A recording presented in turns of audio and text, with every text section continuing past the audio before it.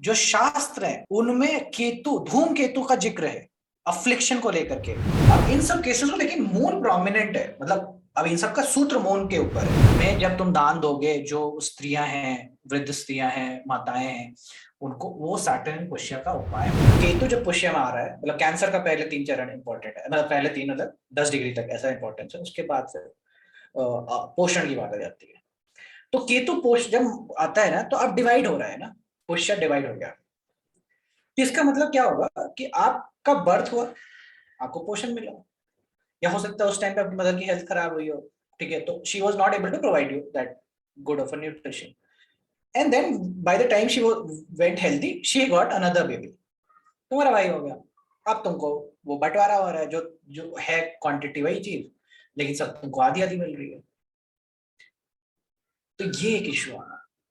केतु इन पोषण कोलेस्ट्रॉल का इशू देता है हार्ट में, ठीक है, इसके रिगार्डिंग मतलब ब्लॉकेज जिसे कह रहे हैं ना, हार्ट में ब्लॉकेज आना का प्रॉब्लम होता है। वॉल्व खुलना बंद होने में इश्यू होना, ऐसा भी प्रॉब्लम तुमको देखने को मिल सकता है। अब से मैं तुम्हें बॉडी के रिगार्डिंग में अभी हिंट देता हूं, क्योंकि अभी मैंने काम किया नहीं है। तो अगर तुम काम करो बहुत अच्छा, नहीं तो मैं काम करूंगा आगे चल करके, वो बात है। तो तुम काम करोगे तो मेरे लिए आसानी हो जाएगी कि भाई ठीक है, जो मैंने बताया तुमको वही चीज मिल रही है, और मिलने भी चाहिए। बट अल्टीमेट सूत्र यहीं से आएंगे तुमको, ठीक है। अब केतु जब यहाँ पे, तो ब्लॉकेज है, ब्लॉकेज। अब ये, अब समझो कि उसका जो हार्ट है ना, अब वो ब्लॉक हो रखा है किससे, एक केतु जैसे उस एलिमेंट से। अब केतु जैसा एलिमेंट, पता है केतु का ओरिजिनल एलिमेंट मूलाधार पे है। मूलाधार मतलब समझ रहे हो, द बेस, वो। और केतु वहां पुष्य में बैठा है, तो इसीलिए एक ऐसी एनर्जी जो आपके बॉडी को मेंटेन करने वाली है, वो अभी हार्ट में आके बैठ गई है, तो दैट इज, अब वहां पे आपका जो मन और शरीर है बड़ा कनेक्टेड है। तो मतलब वो लोग जो डिप्रेशन से जिनका मतलब जो प्रॉब्लम होने, कभी जैसे तुमको कोई प्रॉब्लम होगी, लेकिन तुमको प्रॉब्लम हो, साथ ही साथ फिजिकल नेचर में वो इंप्लीमेंट हो जाए, मतलब वो mental issues that leads to issues in what, physical body also, वो बन जाता है, ठीक है। तो तुमको मालूम है सिजोफ्रेनिया एक बीमारी है जो मेंटल हेल्थ इलनेस से आती है, बाइपोलर डिसऑर्डर्स ये होते हैं, जहां पे आपको है इमोशनल पे इशू, प्रॉब्लम दिल का है, प्रॉब्लम कुछ हो है, लेकिन उससे फिजिकल इफेक्ट हो रहा है, ठीक है, जिसको डॉक्टर कह रहा है कि इसका तो कोई कारण नहीं है, इसका समझ नहीं आ रहा, वैसी वाली बीमारियां होती है। तो ये तो तो सारे साइकोसोमैटिक डिसऑर्डर्स होते हैं। क्या चीज? साइकोसोमैटिक डिसऑर्डर्स बोलते हैं इन्हें। साइकोसेमेटिक्स, हाँ करेक्ट, मैं नाम भूल रहा था। Psychosomatic largely. हाँ, पीसीओडी भी साइकोसोमैटिक होता है। बहुत सारी ऐसी चीजें हैं। पेन और ये एक्स जो है, माइग्रेन है, ये सब कुछ साइकोसोमैटिक ही होता है। ये माइग्रेन मैं नहीं मानता हूँ, माइग्रेन से होता है, माइग्रेन का दूसरा स्टोरी है।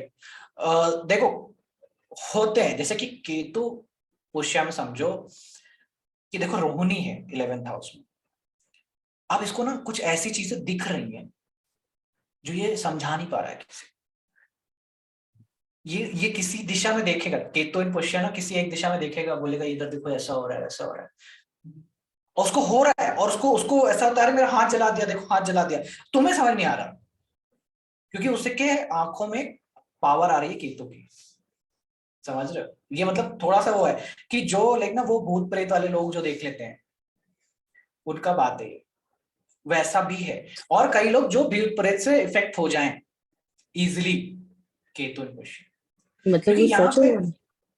क्या चीज, मतलब जो देख रहे हैं वो सच होगा? ये तो देखो ये तो अपना क्वेश्चन है, मैं तो तुम्हें केतु क्वेश्चन बता रहा हूँ, सच होगा कि नहीं होगा ये तो तुम्हारी वो है ना, कि तुम्हें ऐसा होता है तो है, क्योंकि हमने तो देखा नहीं, तो हम कैसे बता दें, और तुम जब तक तुम देखोगे नहीं तो तुम्हें भी पता नहीं होगा ये सच है कि नहीं, तब तो सब झूठ भी बोल सकते हैं। तो सच हम्म। वही जो तुम खुद देखो, जो तुम्हारे साथ हो, बाकी सब मिथ्या है। लेकिन जो केसेस तुमको मिलेंगे ना जिसमें तुमको ये सब मिलेगा, वो तुमको केतु एंड पुष्य वाले मिलेंगे, ठीक है।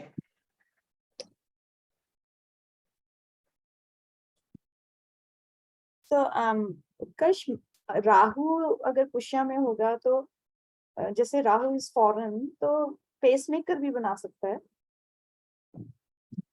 पेस मेकर इलाज है, रिदम को बनाए रखने का।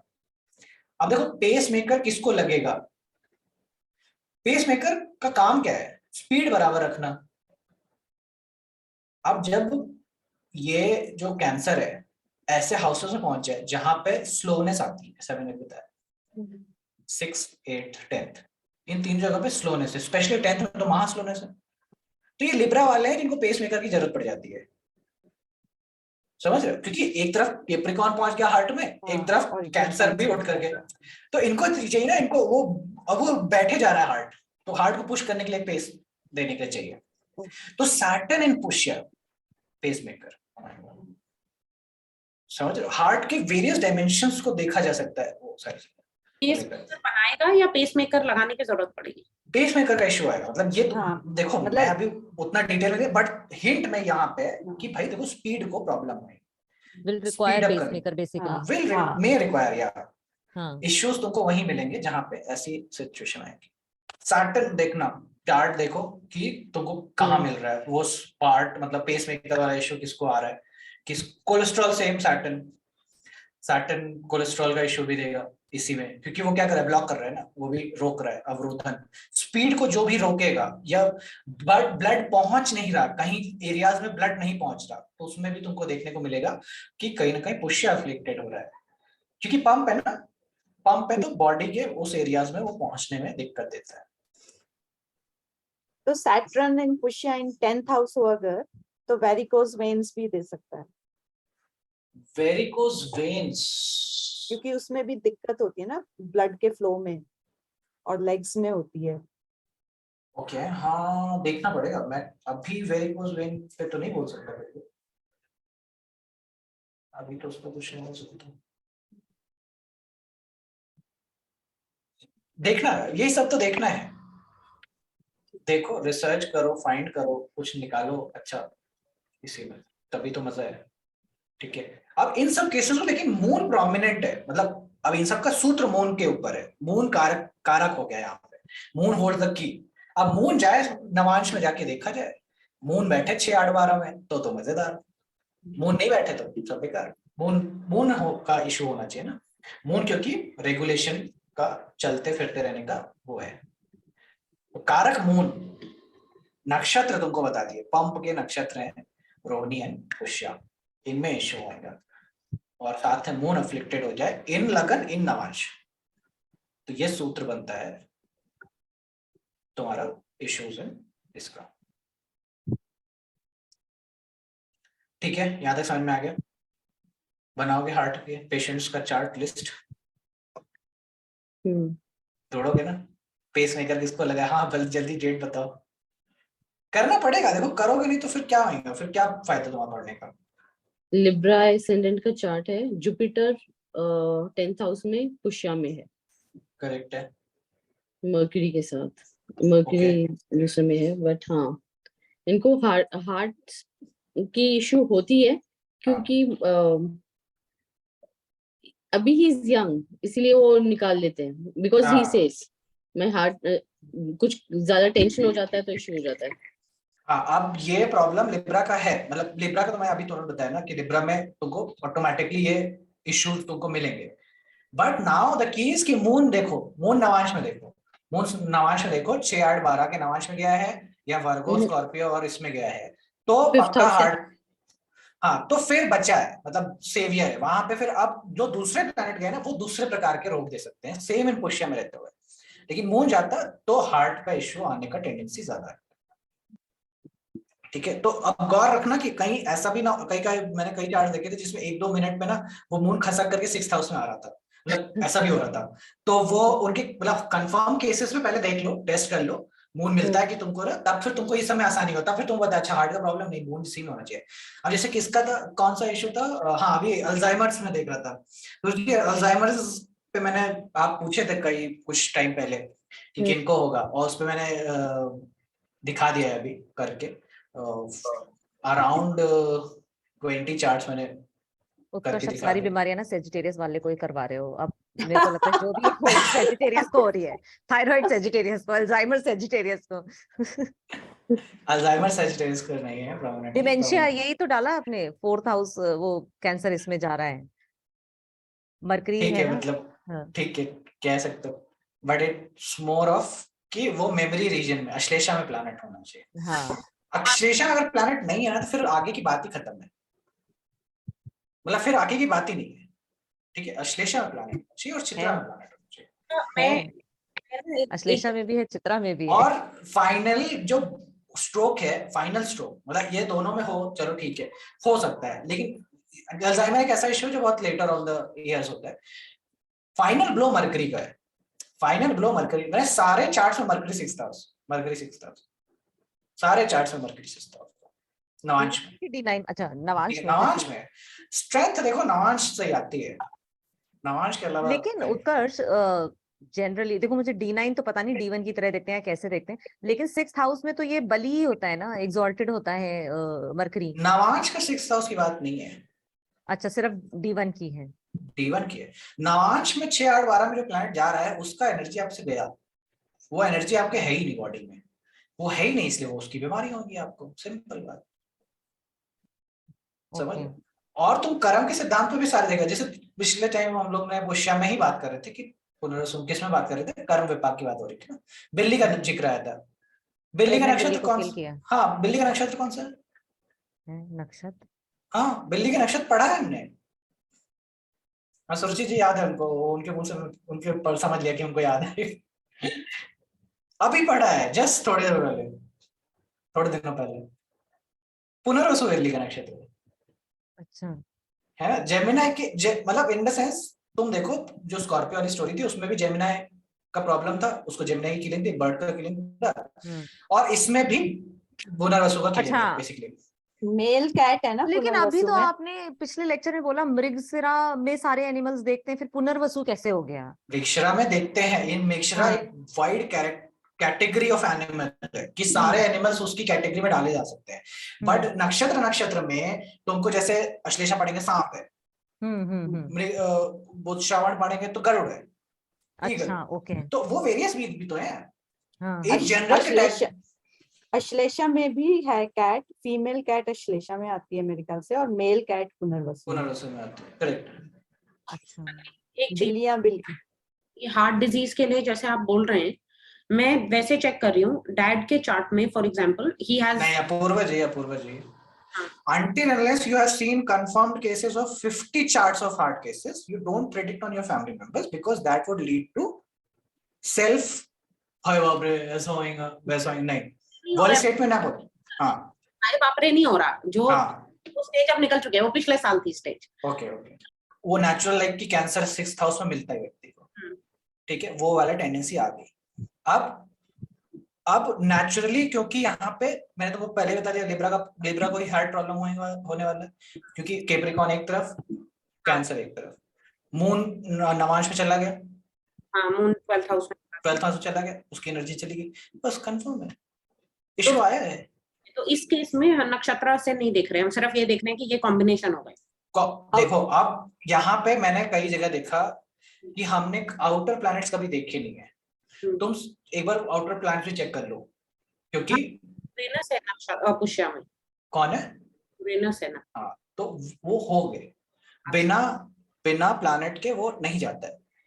मैंने जो भी आर्टिकल लिखा था उसमें मैंने स्पेशली मेंशन किया है बार बार, यूरेनस प्लूटो नेपच्यून, इनको भी देखना पड़ेगा आपको जब आप नक्षत्र के एफिक्शन में जा रहे हो। इवन तक मैं तुमको बताऊं, जो शास्त्र है उनमें केतु, धूम केतु का जिक्र है अफ्लिक्शन को लेकर के।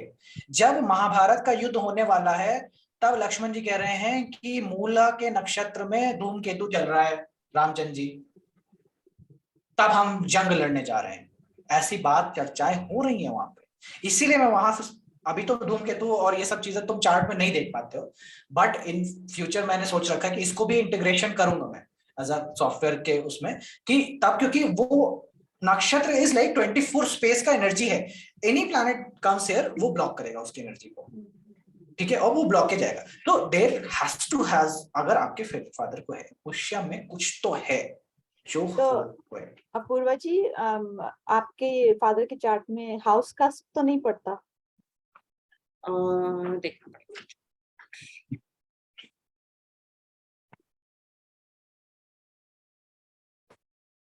नहीं, लिब्रा 3 डिग्री 20 मिनट्स का नहीं और 4th हाउस में भी कोई वो नहीं है।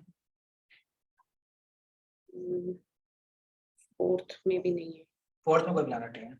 मुझे याद है लिब्रा लगन, जुपिटर और राहु इन द लग्न, मार्स इन एक्वेरियस, है ना, और बस मार्स इन एक्वेरियस और बाकी कॉम्बिनेशन याद नहीं मेरे को, बस इतना याद है।